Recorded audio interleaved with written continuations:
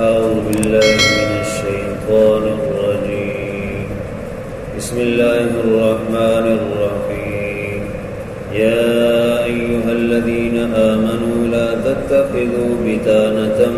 من دونكم لا يألونكم خبالا ودوا ما عنتم قد بدت البغضاء من أفواههم وما تخفي صدورهم أكبر قد بينا لكم الآيات إن كنتم تعقلون صدق اللہ علیہ۔ اہل کتاب کی ایمان والوں سے دشمنی کا پیچھے ذکر ہوا تھا کہ یہ کبھی بھی اہل ایمان سے خیر خواہی نہیں چاہتے، یہ بدخواہ ہیں۔ اسی طرح باقی کافروں کا بھی یہی حال ہے، اور ان کافروں کے متعلق فرمایا کہ ان کے مال اور ان کی اولاد کل قیامت کے دن ان کی کچھ کام نہیں آنے والے، اور یہ جہنم میں رہے گی۔ اگر کوئی دنیا میں کوئی اچھا کام کر جاتے ہیں، کوئی رفائی کام کرتے ہیں، کسی غریب کی خدمت کر دی، اسپتال بنا دیا، سڑک بنا دی، تو آخرت میں اس کا کوئی ان کو اجر ثواب نہیں ملے گا، بس دنیا میں ہی اس کا اجر مل جائے گا، شہرت مل جائے گی، نام و نمود ہو جائے گا، اور اللہ تعالیٰ ان کو رزق کی فراوانی کر دیں گے دنیا میں ہی ان کو اس کا۔ اور ان کی مثال بیان کر کے فرما دی کہ جیسے وہ جو دنیا میں نیکی کرتے ہیں وہ ایسے ہی ہے جیسے ان کو کوئی باغ کھیتی ہو اور اس میں یخ، ٹھنڈی تیز ہوا اور طوفان آئے اور اس کو ختم کر دے، پکنے کے بالکل قریب اور تیار تھی، امید لگائے بیٹھے تھے کہ اب مال حاصل ہوگا، تو اس امید پر پانی پھر گیا۔ ایسے ہی قیامت کے دن ان کو کچھ نہیں ملے گا۔ اب یہاں پر اللہ تعالیٰ نے مسلمانوں کو خبردار کیا ہے، ان کو دوست نہ بناؤ، ان کو اندر کی باتیں اور راز کی باتیں نہ بناؤ، یہ تمہارے دشمن۔ یا ایھا الذین آمنوا لا تتخذوا بطانة من دونکم، اے ایمان والو نہ بناؤ دلی دوست، راز والا دوست اپنے سوا دوسروں کو۔ بطانہ یہ عربی میں اس کپڑے کو کہتے ہیں جو انسان واسکٹ وغیرہ یا کوئی پتلون وغیرہ پہنتا ہے تو اس کے اندر جو کپڑا لگا ہوتا ہے جیب وغیرہ کے لیے یا ویسے اندر، تو وہ اندر کی چیز ہوتی ہے، تو بطانہ اندر کی چیز کو کہتے ہیں۔ ان کو اپنا اندر کے راز نہ بتاؤ کافروں کو، چاہے وہ اہل کتاب ہو، یہودی عیسائی ہوں یا دہریے ہوں یا ہندو سکھ مجوسی ہوں، کوئی بھی کسی بھی قسم کے کافر ہوں، ان کو اپنا دوست نہ بناؤ، اندر کی باتیں خبریں ان کو نہ بتاؤ، کیونکہ یہ تم سے دشمنی رکھتے ہیں۔ مسلمان کا دوست تو ہو سکتا ہے، لیکن مسلمان کا دوست کافر نہیں ہو سکتا۔ ہاں اخلاقی طور پہ ان کے ساتھ اچھا پیش آنا یہ ایک الگ چیز ہے، لیکن ان کو رازدار بنانا یا اپنا جگری دوست بنانا یا اندر کی باتیں بتانا، اندر کا دوست بنانا یہ جائز نہیں۔ تو بطانہ کا یہی معنی ہے کہ اپنا ان کو قریبی دوست نہ بناؤ کہ جس سے ان کو راز تمہارے پتہ چلے، اور وہ پھر موقع آئے تو پھر وہ راز کو استعمال کر کے تمہارے خلاف ہی استعمال کرے، تمہارے خلاف سازشیں کرے۔ مدینے کے اندر اوس اور خزرج دو مشرک کافر جو ہے قبیلے آباد تھے، ان کی دوستیاں تھے یہودیوں کے ساتھ جو خیبر کے اور مدینے کے یہودی تھے ان کے ساتھ تعلقات تھے۔ یہ دونوں قبیلے اوس اور خزرج مسلمان ہو گئے، تو پھر ان کا تعلق ان کے ساتھ تھا، تو انہوں نے ایک موقع پر یہ کہا حضور علیہ السلام سے کہ ہم ان یہودیوں کو اپنے ساتھ جنگ میں شریک کر لیں، کیونکہ ہمارے ان کے ساتھ تعلقات ہیں۔ تو آپ صلی اللہ علیہ وسلم نے انتظار کیا اور اللہ تعالیٰ نے یہ وحی نازل فرمائی کہ ان کو دوست نہ بناؤ، یہ جنگ میں ان کو شریک بھی نہ کرو اور نہ ہی ان کو اپنے کوئی راز بتاؤ، یہ تمہارے دشمن، یہ کبھی بھی نہیں چاہتے کہ تمہارے لیے کوئی خیر ہو، تو لہٰذا یہ ایسی بات نہ ہو۔ اسی طرح بعض مفسرین فرماتے حضرت عبادہ بن صامت رضی اللہ تعالیٰ بڑے جوان صحابی تھے، ان کا بڑا اونچا قد تھا اور بہت کڑیل اور جسم رکھتے تھے۔ تو انہوں نے یہ ایک موقع پر جو ہے اپنے کسی دوست کو غالباً غزوہ خندق یا غزوہ احد میں جو ان کا کوئی یہودی کافر دوست تھا ان کو اپنے ساتھ ملانا چاہا، تو آپ صلی اللہ علیہ وسلم نے منع کیا اور اللہ تعالیٰ نے یہ آیات نازل فرمائی کہ ان کو اپنے سوا یعنی مسلمانوں کے سوا ان کو اپنا دوست نہ بناؤ کافر۔ لا یعلونکم خبالا، وہ کبھی بھی کمی نہیں کرے، وہ کسی بھی طور پہ کوئی موقع ہاتھ سے جانا نہیں دیں گے، جب کبھی ان کو موقع ملے گا وہ دشمنی کا اظہار کریں، لہذا ان کو دوست نہ بناؤ۔ یہ کسی بھی صورت نہیں چاہتے کہ مسلمانوں کو کہیں فتح ہو، مسلمانوں کو کہیں اچھائی ملے، اس لیے یہ اس ٹو میں رہتے ہیں،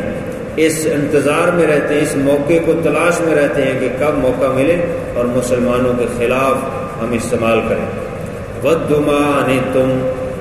یہ تو پسند کرتے ہیں کہ تمہیں تکلیف پہنچے، تمہیں کسی نہ کسی طرح نقصان پہنچے، یہ نقصان پہنچانے کے خواہش رکھتے ہیں ہر وقت۔ قَدْ بَدَتِ الْبَغْضَاءُ مِنْ أَفْوَاهِهِمْ، تحقیق کبھی ظاہر ہو جاتی ہے بغضاء، یعنی ان کے اندر بغض جو ہے، جو نہ خوشی ان کی، ناراضگی ان کے اندر کا بغض وہ ظاہر ہو جاتا ہے ان کی زبانوں پر، بعض اوقات یہ زبانوں پر لے آتے ہیں۔ وَمَا تُخْفِي صُدُورُهُمْ أَكْبَرُ، اور جو کچھ ان کے سینوں میں چھپا ہو وہ تو اس سے کہیں زیادہ ہے، زبان پہ جو لاتے ہیں وہ تو بہت ہی کم، کیونکہ ان کو پتہ ہے کہ یہ پتہ چل جائے، وہ تو کبھی کبھی زبان پہ مجبوراً ان کی آ جاتی کوئی ایسی بات، ورنہ ان کے سینوں کے اندر دشمنی چھپی ہوئی ہے، حسد بغض کینہ ان کے سینوں کے اندر چھپا ہوا مسلمانوں کے خلاف، یہ کوئی موقع ہاتھ سے نہیں جانے دیتا۔ جب 71 میں مشرقی پاکستان علیحدہ ہوا تو اندرا گاندھی کی زبان سے نکل گیا کہ مسلمانوں نے جو 1000 ہندوستان پر حکومت کی تھی ہم نے اس کا بدلہ لے لیا، تو ان کے دلوں کے اندر بغض جو ہے وہ چھپا ہوا ہے، دشمنی چھپی ہوئی ہے۔ اسی طرح جتنے بھی کافر ہیں دنیا میں وہ موقع نہیں جانے دیتے، وہ ہر وقت اس تلاش میں رہتے ہیں کہ کب موقع ملے ہمیں اور مسلمانوں کے خلاف ہم اس موقع کو، اس وقت کو استعمال کریں، قرآن پاک کی توہین کریں گے تاکہ مسلمان جو ہے اٹھیں اور ان کے خلاف ہم کارروائی کریں، پیغمبر علیہ السلام کی توہین کریں گے۔ اور یہ برطانیہ، ملکہ برطانیہ جو ہے اس کا وزیر اعظم گلیڈ سٹون، اس نے صاف کہا تھا قرآن پاک کو ہاتھ میں لے کر کہ جب تک یہ کتاب موجود ہے اور محمد کی تلوار موجود ہے اس وقت تک جو ہے ہم مسلمانوں کو ختم نہیں کر سکتے، اور قوم جو ہے دنیا اس وقت تک مہذب نہیں ہو سکتی۔ حالانکہ تہذیب تو اسلام نے سکھائی ہے، اخلاق تو اسلام نے سکھائی ہے، ان کے اندر تو گند بھرا ہوا ہے، دشمنی بھری ہوئی ہے، اور وہ کبھی کبھی اظہار کر دیتے ہیں اس طرح۔ اسی طرح یہاں پر جو ہے راجپال نے کتاب لکھی جس میں جو ہے اس کتاب کا نام لینا بھی ہم پسند نہیں کرتے، جس میں گستاخی پیغمبر علیہ السلام کی اتنی اور آپ کی شان میں، آپ کے ازواج کی شان میں گستاخی کی، اور پھر جو ہے غازی علم الدین اٹھا اور اس نے اس کا کام تمام کیا، اس کو جہنم رسید کی۔ تو اس طرح ان کے دلوں کے اندر جو کچھ چھپا ہوا ہے وہ کہیں زیادہ ہے جو زبان پہ اظہار ہے، اس لیے مسلمانوں کو چاہیے کہ ان کو اپنانا۔ لیکن یہ تو اس وقت ہے کہ جب مسلمان اپنا رب اللہ کو مانے، مسلمان تو اپنا رب IMF کو مانتے ہیں اور امریکہ کو مانتے ہیں، برطانیہ کو مانتے ہیں اور ان سے ڈرتے ہیں، ان کے دلوں میں جو ہے بزدلی ہے اور خوف خدا کی بجائے خوف امریکہ ہے، تو یہ کیا ہم سے ڈریں گے؟ اور یہ 70-75 سال سے ہمارے اوپر جو مسلط ہیں یہ وہی لوگ ہیں جو کافروں کو اپنا خدا اور رب مان کر ان سے ڈرتے ہیں، اور ان کے اندر جرت نہیں ہے۔ اور قرآن پاک تو جرت سکھاتا ہے، قرآن پاک تو جہاد سکھاتا ہے، اور قرآن پاک غیرت سکھاتا ہے، غیرت اسلامی۔ اور انگریز نے اسی لیے مرزا غلام قادیانی کو پیدا کیا، جھوٹا جو شخص تھا جس نے نبوت کا دعویٰ کیا، اور اس نے یہی تو کہا تھا کہ مسلمانوں آج اب جو ہے وہ تلوار کا زمانہ نہیں رہا، جہاد کا نام لینا چھوڑ دو، جہاد اب ختم ہو گیا، میں نبی بنا کر بھیجا گیا ہوں اور مجھے اللہ نے کہا ہے کہ جہاد ختم،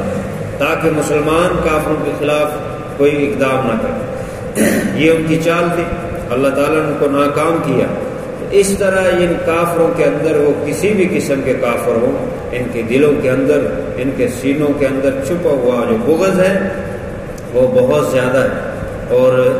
وہ کبھی کبھی اظہار ہو جاتا ہے۔ جس خالق نے سب کو پیدا کیا وہ خالق بتا رہا ہے، یہ کسی انسان کی بات نہیں ہے،